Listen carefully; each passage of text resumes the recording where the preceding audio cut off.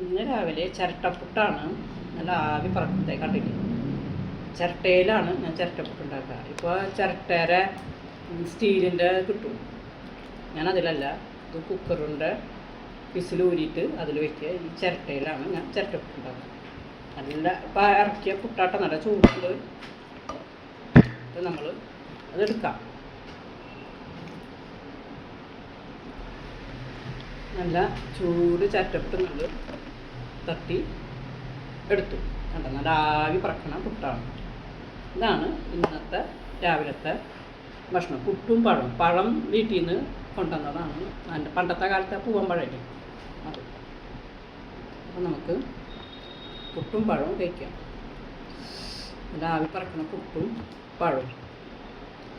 കൈ പൊള്ളുണ്ട് കേട്ടോ.